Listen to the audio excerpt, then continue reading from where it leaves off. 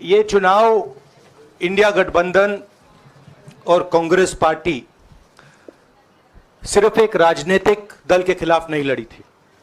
ये चुनाव हम बीजेपी, एक राजनीतिक दल, हिंदुस्तान के इंस्टीट्यूशंस, हिंदुस्तान का जो पूरा गवर्नेंस का स्ट्रक्चर है, इंटेलिजेंस एजेंसीज, सीबीआई, ईडी, ये सब, आधी जुडिशरी, इन सब के खिलाफ हम लड़े थे, क्योंकि इन सब संस्थाओं को, इन सब इंस्टीट्यूशंस को नरेंद्र मोदी जी ने और अमित शाह जी ने कैप्चर करा, धमकाया, डराया।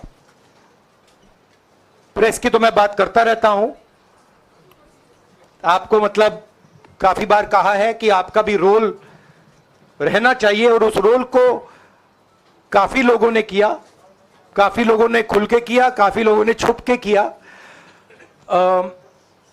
और आपके इमोशंस कहां थे हमें मालूम है।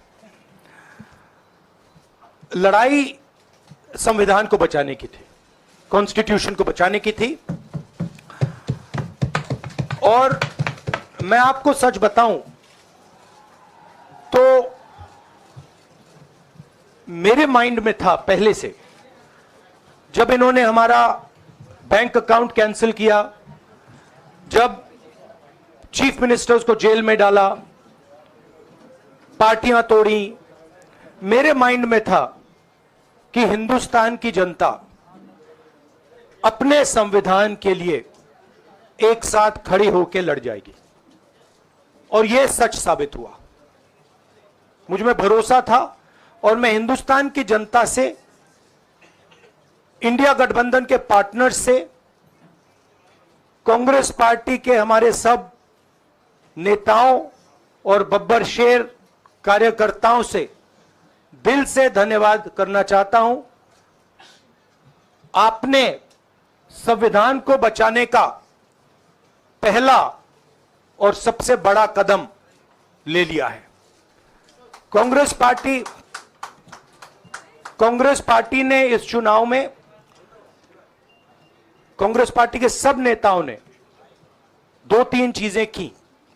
सबसे पहले हमने इंडिया गठबंधन के पार्टनर्स की रिस्पेक्ट की, उनकी जो विशेष थी उनको हमने साथ लिया, और आपने देखा होगा कि जहां भी गठबंधन लड़ा हम एक होकर लड़े। दूसरी बात, कांग्रेस पार्टी ने क्लैरिटी से हिंदुस्तान को एक नया विजन दे दिया है, pro poor vision, pro production vision. Hindustan को इंडिया गठबंधन ने साफ दे दिया है।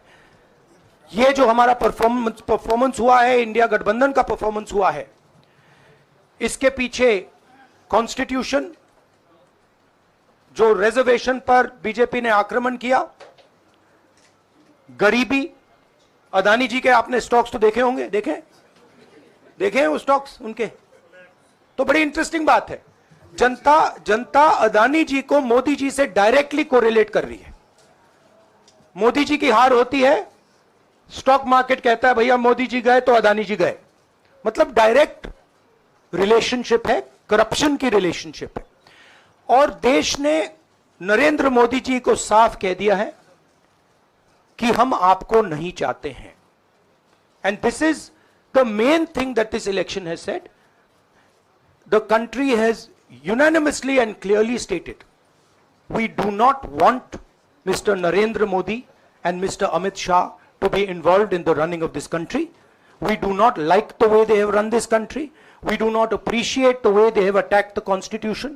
We do not appreciate the way they have run this country for the last 10 years. So that is a huge message to Mr. Narendra Modi.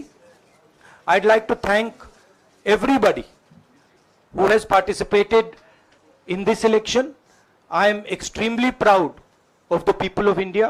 I am extremely proud of the people who have resisted this onslaught on the constitution. और अंत में मैं आपको कह दूं कि इसको बचाने का काम हिंदुस्तान के सबसे गरीब लोगों ने किया है।